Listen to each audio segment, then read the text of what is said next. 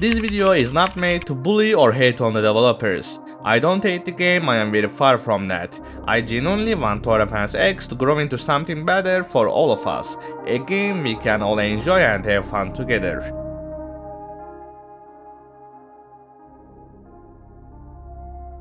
The Golden Mobster is a brand new tower you can buy for 100,000 gold. But that's not all. You also need to reach level 110 just to unlock it. It is currently the most expensive and hardest tower to get in the game. Naturally, it should be one of the strongest towers the game has seen yet. However, surprisingly, it is not. But really, what makes this tower so expensive? Honestly, I have no idea. It feels like the right moment to ask, does Tower Defense X really have a bright future? Part 1. When New was exciting. Remember the towers that were available at release. Now take a look at all the towers we have today. If I am correct, there have been 28 new towers added since the beta release. About a year ago, there were only 15 towers. That means we now have more than 40 towers in the game. But is that really a good thing? Honestly, it was very interesting to see new and unique towers back then. But after a year of new content, aren't we getting new towers in every update? It has started to become a very common thing, right? And just think, for how long are the tower prices going to keep rising? Back in the old days, the only expensive tower in the game was the warship, and it was actually worth the grind. Now I look at all these expensive towers in the game and all I see is a difficult grind that will take tens of hours. Sure, grinding is part of most of the games on Roblox, but here is the real question. Is the grind actually fun, or is it even worth grinding? If you are like me and have no life, then sure, grinding can be fun, but for most players it just isn't. When you are grinding for your first endgame tower, like the warship or helicopter, of course it is entertaining because you feel like you are improving in the game. But when you have to repeat the same thing over and over again for every new tower, it stops being fun. That's why adding a new tower in every single update isn't always a good idea. And it's not just that, sometimes we get multiple towers in one update. For example, the Halloween 2024 event, it added 3 new towers. And nowadays we are getting new towers which are more and more expensive, just like the Golden Mobster. Why is this tower more expensive than the warship and Golden Juggernaut? I think it's only because the developers want us to grind the game for longer because it really makes zero sense or whatsoever. Golden Mobster is clearly not a tower which should be this difficult and expensive to unlock. It might not seem like a problem, but what if they keep adding more towers like this? We already know they are working on a new complex towers, so are we just going to keep getting stronger and more expensive towers with every update? If that's the case, what's the point of grinding for the current endgame towers in the game? Maybe it's time to ask yourself, does new still feel exciting like it used to? Part 2. When strong isn't enough. Well, it's not just about the excitement anymore. This problem is much deeper than what you think. What happens when you keep adding more and more stronger towers to the game? The balance between enemies and towers starts to break down. Let's go back to 1 year ago when the warship was first added to the game. This is when this problem started to appear, because it was invincible. The warship was a tower that nothing in the game could compete with, and now just look at where we are. Every boss, no matter how powerful, huge or well equipped they are, can destroy multiple warships without any problem whatsoever. This first started happening with the first important content update, the Endless mode. It was the first time we saw that even the strongest tower could fall, and honestly, that was expected.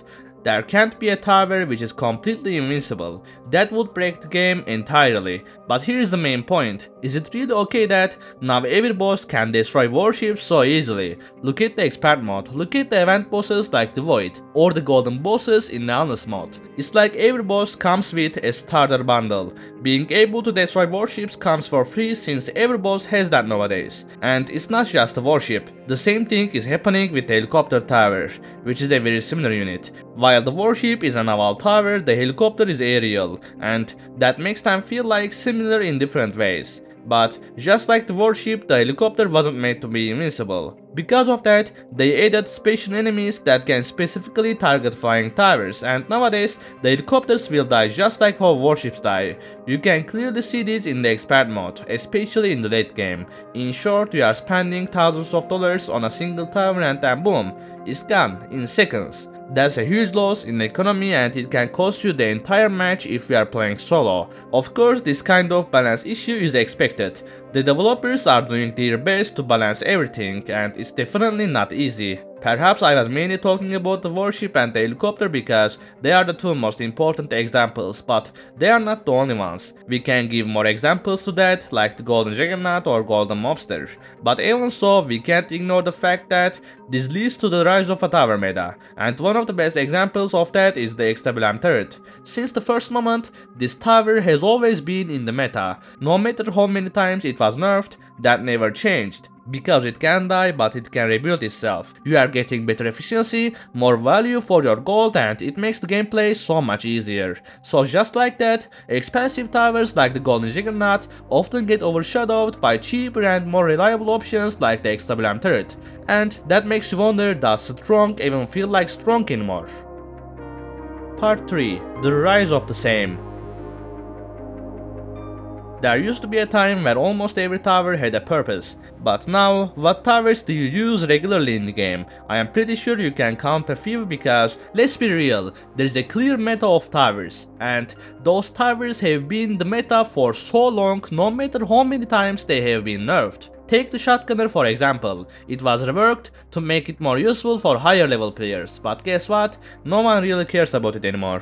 There is always a better alternative for a tower. With every new tower they add to the game, this problem grows. New towers don't just expand the game, they replace the old ones. And slowly, the variety we once had started to disappear. Perhaps it's not just because of the new towers, there is another key reason behind this, and that's the current state of balance between the game modes themselves. Let's take a look at the two hardest main game modes, Elite and the Expert mode. Right now there is a huge gap between them. The Expert mode takes the difficulty to a whole new level. After the recent rework is much harder, while the Elite mode is now seen as too easy.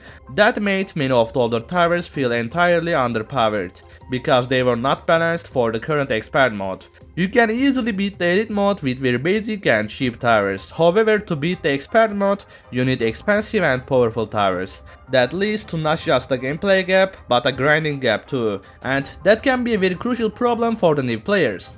Those new players who just beat the Elite mode might think they are ready to do the Expert after unlocking some expensive towers like the Railgunner or Juggernaut. And when they try to beat the Expert mode, they get overwhelmed because it's much more complex than the other game modes. There are lots of new things you have to worry about, such as flying enemies, powerful mini-bosses, and even enemies that can kill your towers in the early game. In the end, it only leaves them tired and exhausted, after investing so much time thinking they could finally beat the Expert mode. Maybe sometimes we need to step back and think like someone who just started playing, with no information and no overpowered towers. If you were that player, would you still enjoy the progression from Elite to Expert mode? Part 4. The inflation behind the looks.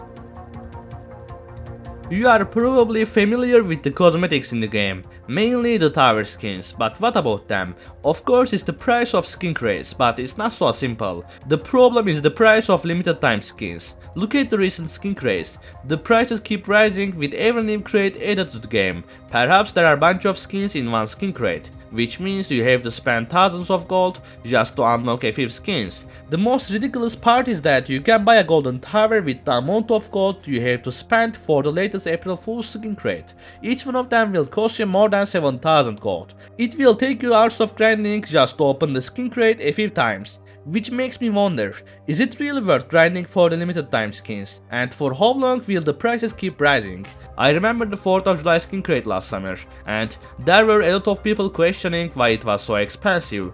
Back then it was priced at 2,800 gold, which honestly seemed like a fair price for a single skin crate. Right now the amount of gold we need to spend just to unlock a skin crate is absurd.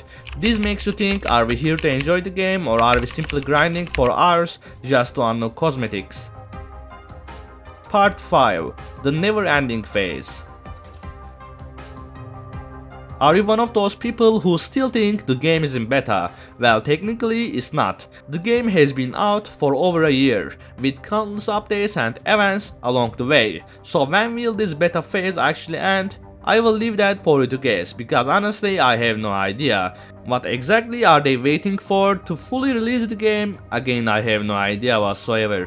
I guess only time will tell, but for now, all we are left with are a bunch of unanswered questions. Part 6. Making things right.